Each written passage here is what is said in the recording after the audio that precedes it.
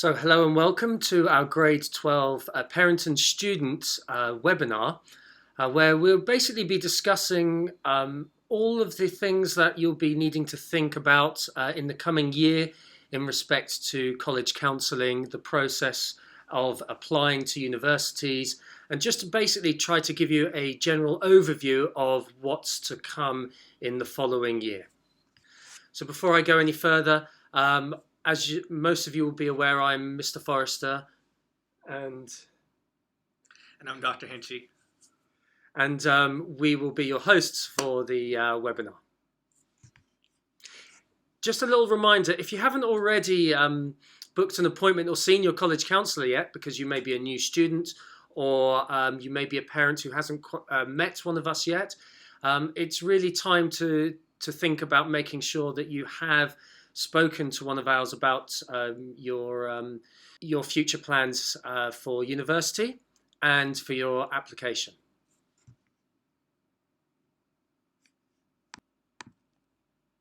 So here we are.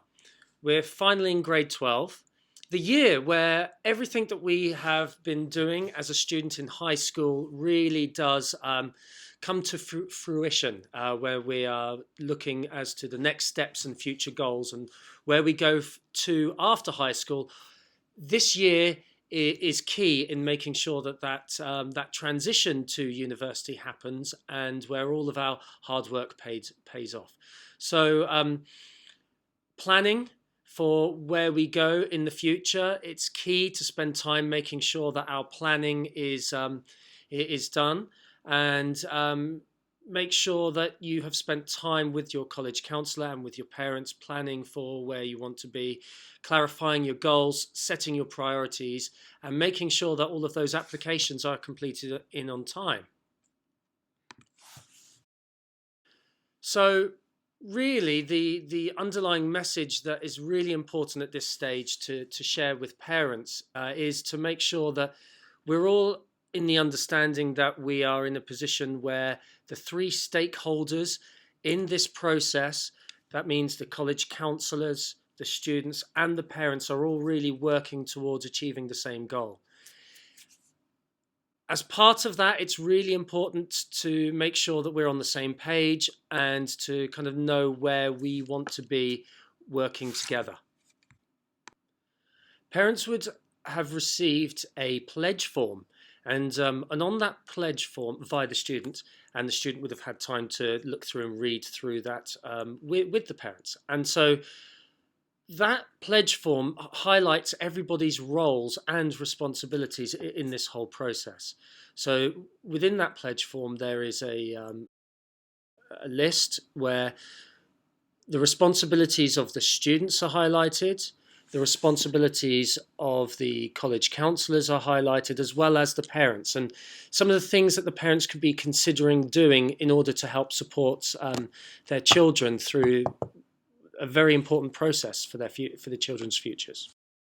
Everybody's journey is unique and different. So what may work for one student may not necessarily work for another student. It's very important that parents are on board with this idea and this notion, and also that we help students move towards independence in this process as well. So that's what I mean by a crutch. What we're trying to do is help the students become independent in making sure that the decisions that they are making are best suited to them themselves.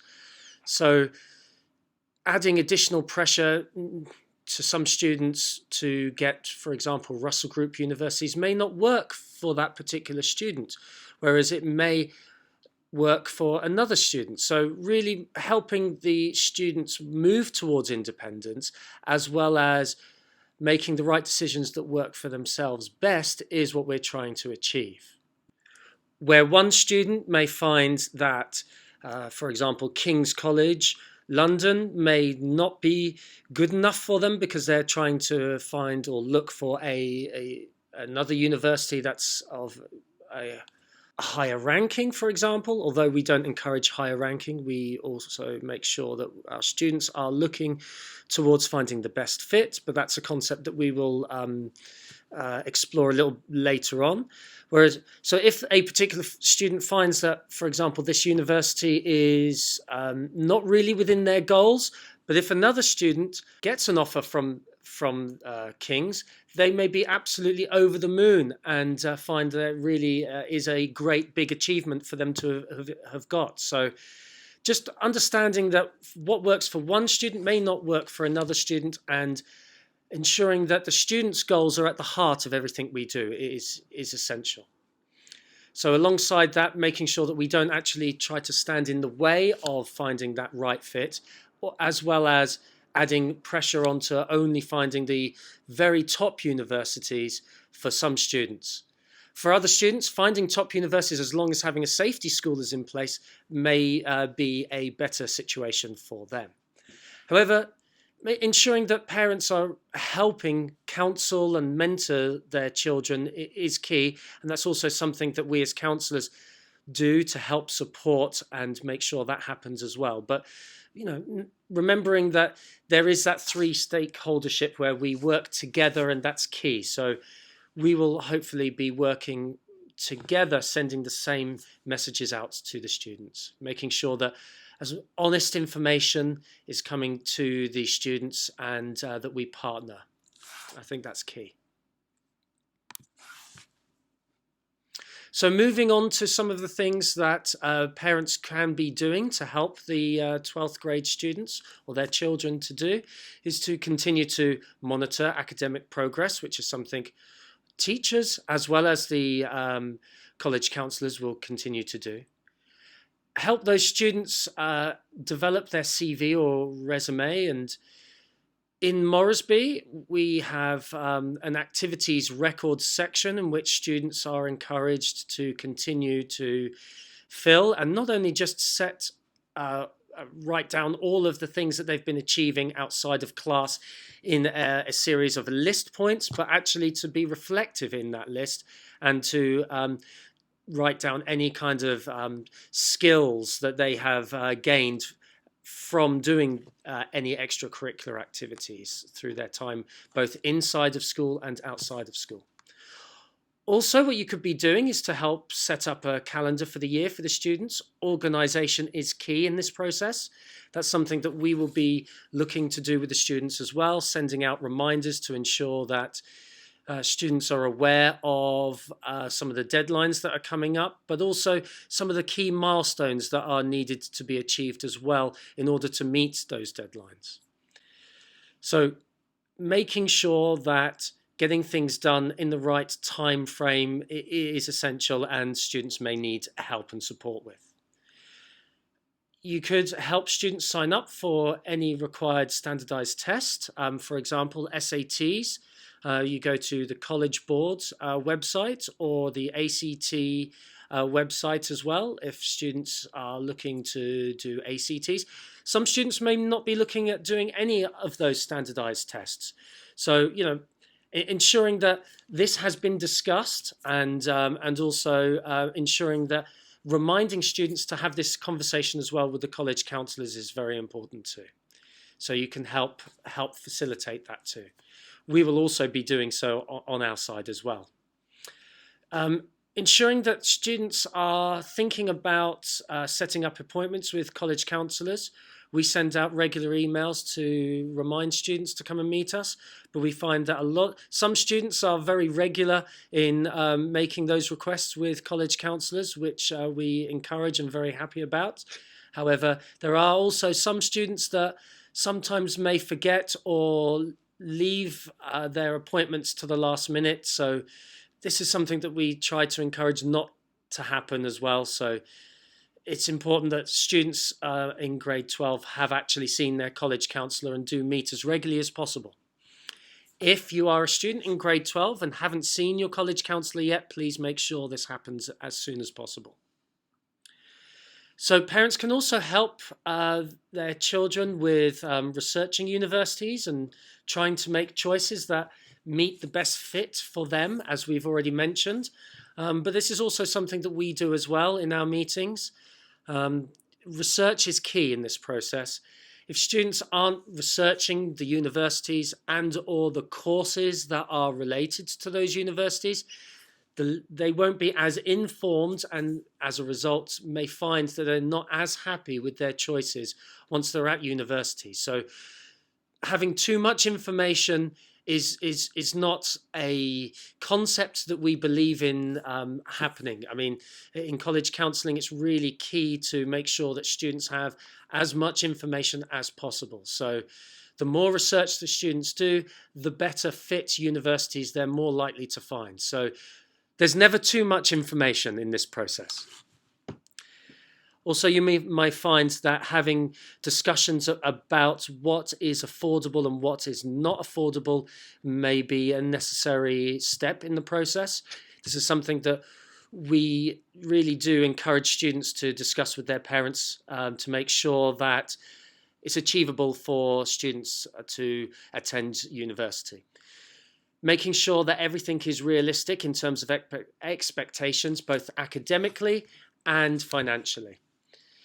Some students may find that applying to for scholarships is a route here, and by doing so, finding universities that may not be as competitive compared to others may increase their chances in finding scholarships to make the financial goals more achievable.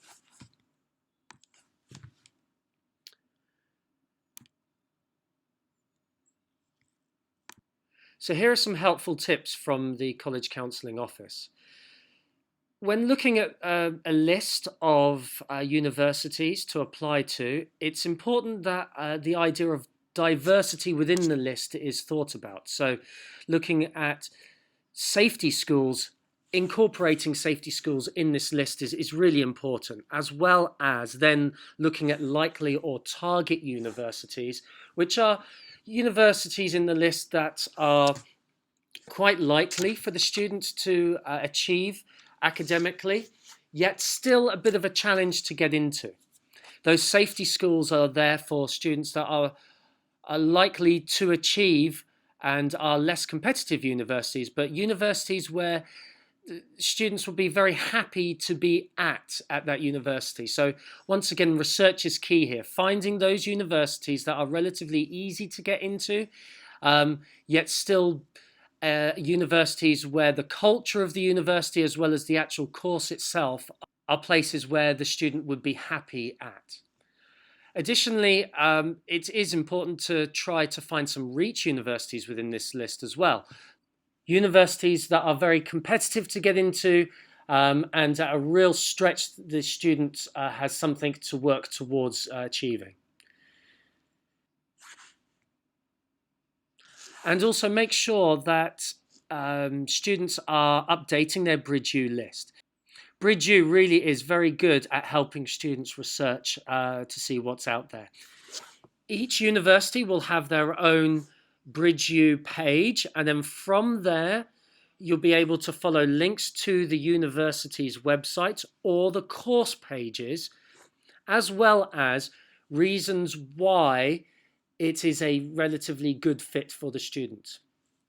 Within Bridge U, students are able to create a profile of preferences, whether it be a university within a city or a university that has a large campus, or a university within a specific geographical area in which they're interested in, or multiple geographic areas, as well as the style in which the course is delivered. So, for example, large lectures or more seminar-based courses. So those preferences within the profile can then be checked against what the universities do deliver. And from within Bridge U, students will be able to check to see where their profile is matching what the university delivers. So it's key that the student continues updating their Bridge U list and finds the best possible preferences that they have. Be organised in the application process. Make sure that you're keeping a copy of the places that you are applying to and be aware of deadlines and when you have actually submitted your applications. University usually contacts students to let them know that they've received your application. If you don't hear from a university, contact the admissions office to make sure that they have got everything that they need. Also, you can discuss this with your college counsellors. Thank you, Mr. Forster. Now I'm going to be talking about some more procedural things with you. The first is the IB and AP predictions and appeals. So at the end of grade 11, for all the IB students out there, you should have received your initial predictions on your quarter 4 report card.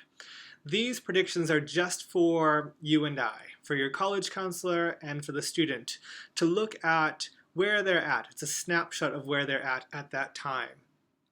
Those predictions do not go to universities, they don't go anywhere else.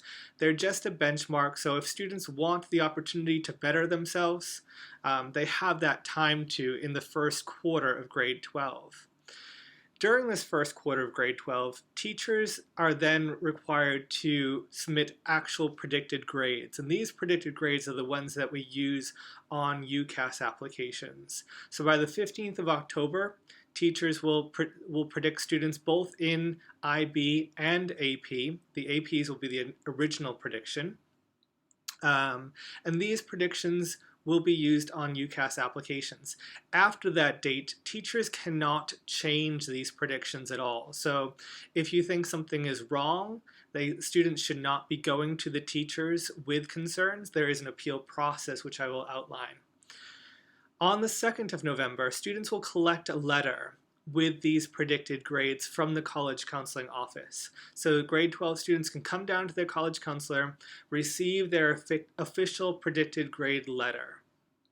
If for some reason that students think that these predictions are inaccurate or incorrect for any reason, they have the opportunity to schedule an appeal meeting.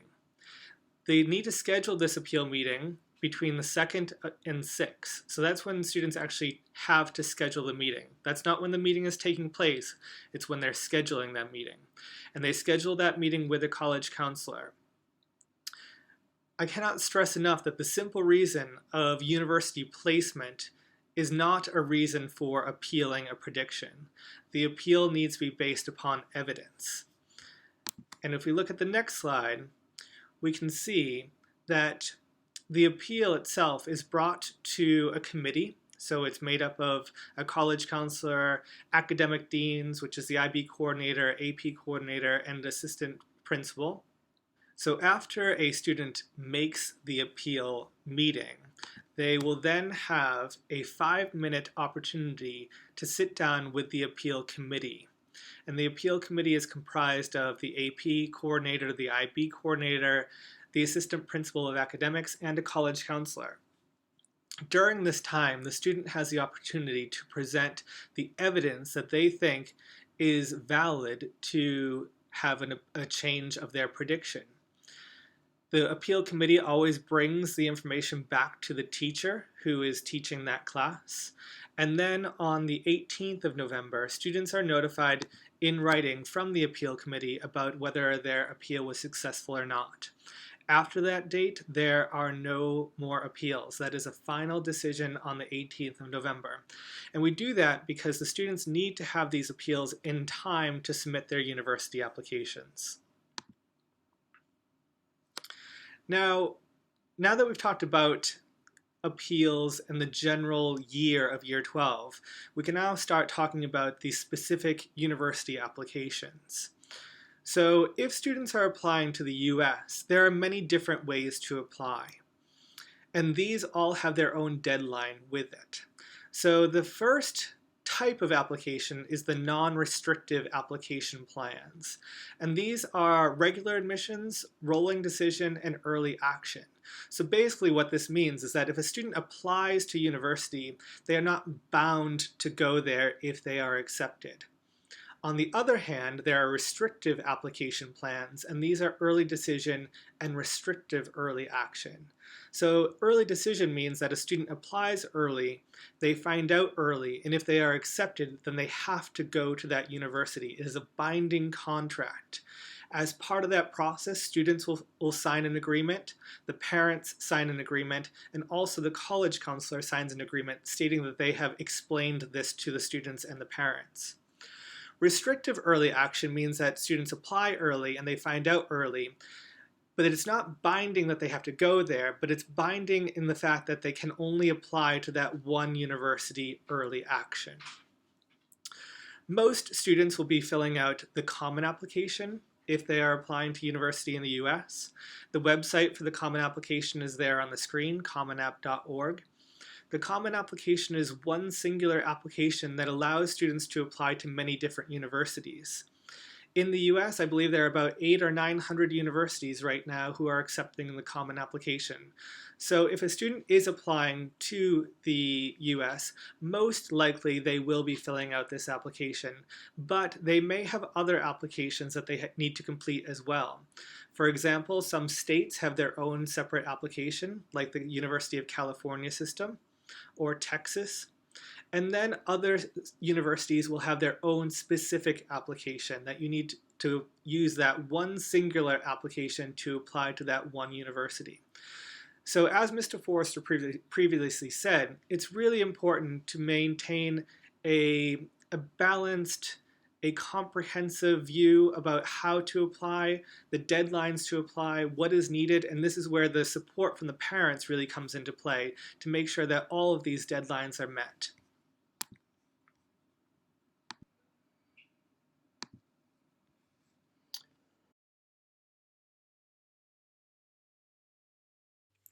Okay, so this leads us on to the UK application. So the UK application is done on UCAS. This is where the student has a chance to choose 5 separate universities, unless they're doing medicine, dentistry, veterinary medicine, or veterinary science. And then they have 4 choices of medicine or dentistry, and then they choose 1 additional course as well.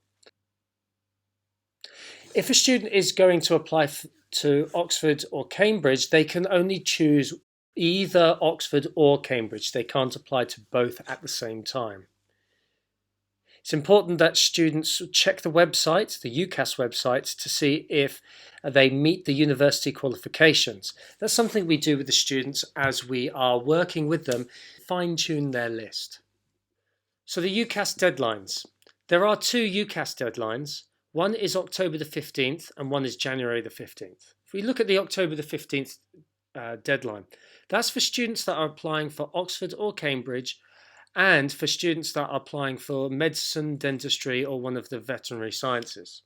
Now, this is the UCAS deadline. However, in order for us to have enough time to process all of the references and make sure that everything is where it needs to be in the application from the student itself, we have the internal deadline of the 9th of October. Students that do not meet this deadline may find that there's not enough time for us to get all of our administrative work done. So it's really important that students are working towards the ACS deadline, the internal deadline, which is the 9th of October for the 15th of October deadline. The next deadline is January the 15th. This is the UCAS deadline, but our internal deadline is December the 1st. This deadline is for all the other subjects that are not Oxford and Cambridge and all the other subjects that are not either medicine, dentistry, veterinary medicine or veterinary science. So that means the majority of our students will be applying using the December the 1st deadline. If you meet our deadlines, then you will meet the university's deadlines, because there will be enough time for the references to be done in time. Another thing for the students to be aware of and for you as parents to be aware of is the personal statement. These should have been started in grade 11. So draft 1 is usually started in grade 11, and many drafts and many months are needed to complete this. So your first draft will usually not be enough. We encourage students to write and then redraft and then rewrite and edit. And we spend quite a considerable amount of time helping the students in this stage. It's very rare for students to get their personal statements finished and completed on their first draft. In this personal statement, they need to highlight work experience, demonstrate their passion for the subject and the course that they've chosen, as well as demonstrate their academic achievements and qualifications and preparedness for studying their course of choice at the undergraduate level. In grade 11, we give the students help with personal statements in the English classes, and this was done last year. I'd just like to remind the students that the decisions are based upon their predicted grades. So these are either your AP predicted or your IB predicted grades. So it's really important to do your best to get the best possible predicted grade you can to help your chances find the right university for yourself. So here are some more tips about UCAS. Students will complete their online application on ucas.com, and there will be a later webinar where we will be helping students understand how to go about making an account and also what to do within the account. Students make requests from their teachers for references. Those go to the teachers as a request. If they are taken up by the teacher, they then come to us as the university counsellors, in which we use to inform our references on each student. If students require additional testing, they need to make sure that they're aware of additional testing that they need. Offers are made based upon students meeting the academic requirements from each course. So, asking for additional predicted scores ultimately can serve as a deterrent. Work with your college counsellor if students would like to set up mock interviews. We can in-house help students practice some of their answers that they may have in a mock interview, as well as having course-specific interviews as well. Now, it's really important that students are aware that they have to apply through ACS, not individually. If they don't use the buzzword, which is like a password that links their application to our account, then we won't be able to see where their offers are. It makes things a lot more cohesive if they work through the ACS buzzword. Now, other countries. Some students apply to Canada, and if you apply to Canada, if you're going to apply to universities in Ontario, you use the OUAC, which is a centralised application system, kind of like the UCAS with far less questions. Also, Education BC is for applicants going to British Columbia, and generally other provinces will need you to apply direct to their university. Also, a little note that if you're interested in UBC, for example, you apply directly to UBC rather than through the Education BC application service. Criteria might vary from one university to the other. So some require personal statements, some don't require personal statements, some require letters of recommendation, some don't require letters of recommendation. So it's really important to pay attention to the criteria for each university, and also to pay attention to specific course requirements as well. So, for example, if an IB student who's applying for engineering or finance, they need to be very clear about which HL maths that they use, whether it be analysis or applications. So we're going to have a Canadian Universities Visit webinar soon, and that's to be confirmed later on, and this will be updated on the PSL pages. We've got a growing number of students that are interested in applying to the Netherlands. To apply to the Netherlands, students go onto the StudyLink website and start the application process there. And also we're going to have another presentation on Dutch universities, which will be shared with you on the PSL page as well. If you're interested in any other countries other than the Netherlands, Canada, the UK or the US, speak to your college counsellor, and your college counsellor can work directly with you on that. We have had students apply to a whole range of different countries, including Switzerland, Italy, France, as well as further afield like Far East Asia.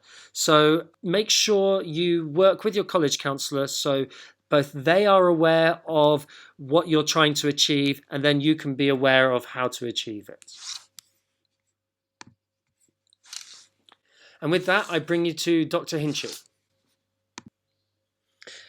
Thank you. So I just wanted to reiterate some of the deadlines that Mr. Forrester has already mentioned. As he had mentioned, the deadline for UCAS applications to Oxford or Cambridge or medicine, dentistry, vet sciences is the 9th of October. That will give us ample time to process the application and submit it by the actual deadline of the 15th of October. The deadline for any early decision or early action to US universities is the 24th of October. The deadline for all other applications to the US or the UK is the 1st of December. Please make sure your college counselor knows if you are not applying to any of the colleges or universities in the UK or the US, as they may have different deadlines. Additionally, there may be deadlines that are specific to universities, and these should be communicated directly with your college counselor.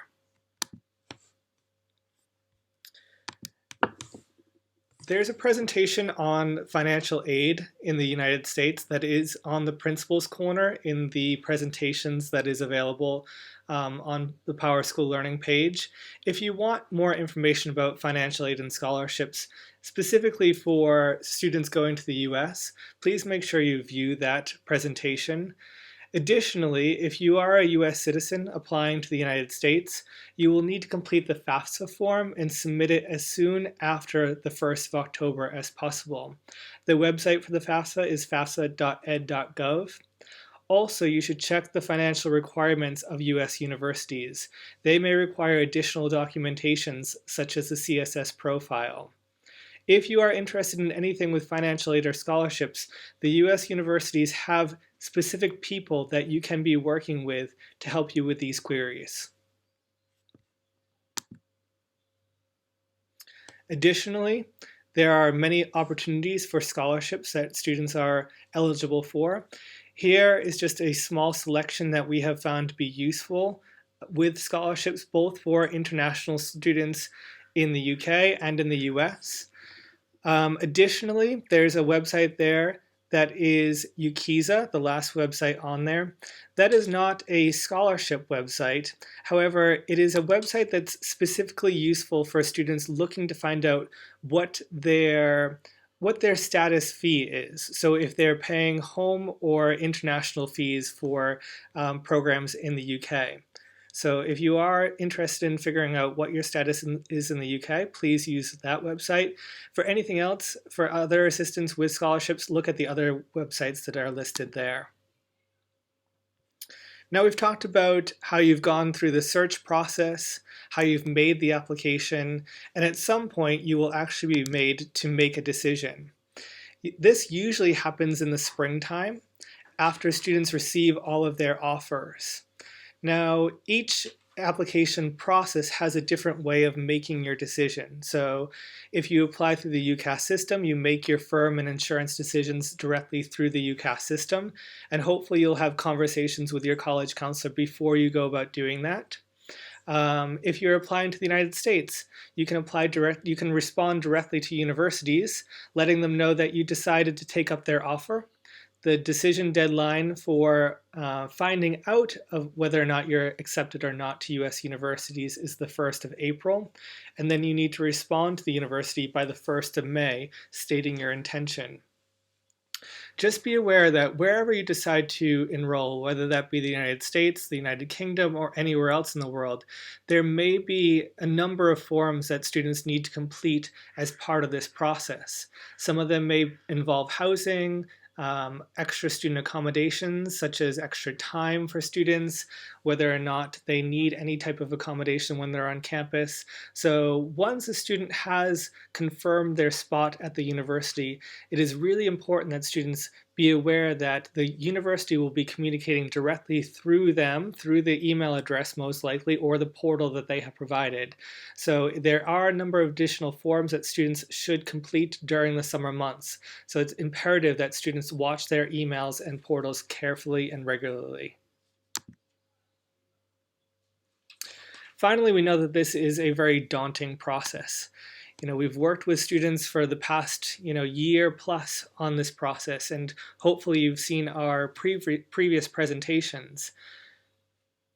The biggest sort of feedback that we have received from our students is that the most important thing that students can do through this whole process is to be organized and to start as early as possible.